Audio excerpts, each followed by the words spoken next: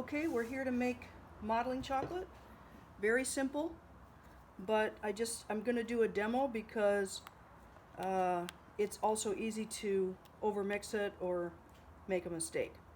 So, very simple mise en place. I have Karo syrup. It's important you use corn syrup. It doesn't have to be Karo brand, but it needs to be corn syrup. If you look, we're doing half the recipe from the textbook. So I put it into the pan and warmed it to 90 degrees. It's 3 1/4 ounces. I have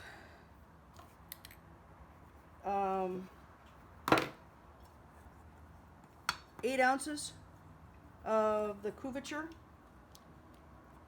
on a double boiler. And both of these I am heating very carefully to try to keep them about 90 degrees. So the chocolate takes a little while to melt.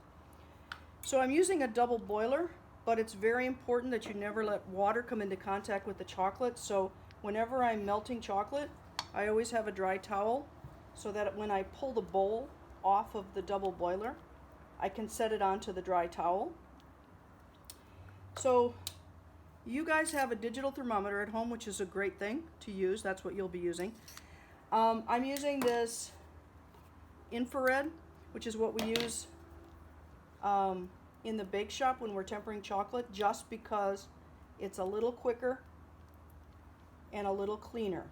So right now I'm just making sure that all of my pistoles or wafers are melted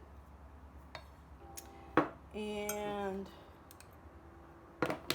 that my corn syrup is the right temperature. So both of them are about 90 degrees.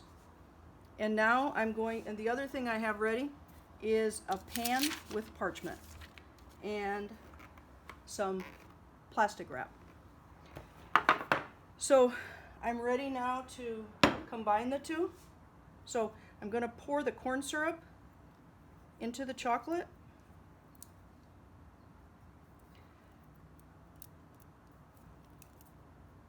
Again, they're both at about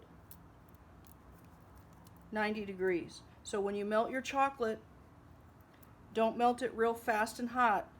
You don't want to get the chocolate too hot. It takes a little while to melt at 90 degrees. This is the important part. I'm going to combine them well without over mixing. So you'll see it comes to a point where it looks like it's breaking. And you want to go just past that point after it looks like it's kind of grainy and breaking. It will smooth back out. You can see, so it went past the grainy and breaking stage, and now it looks nice and smooth. And that's the point I'm going to stop, and I'm going to pour it onto my pan with parchment. This is pretty easy. You can make it with any kind of chocolate or not even real chocolate. You can use it candy melts or something like that. You just have to adjust the amount of corn syrup because different chocolates are softer. So I'm going to take this and I'm going to spread it out so it's in a relatively thin layer. Just cleaning off my spatula. Okay, and then I'm going to get some plastic wrap and I'm going to press the plastic wrap directly onto the surface. And just need to get my plastic wrap out so you can see. Okay, I am going to press it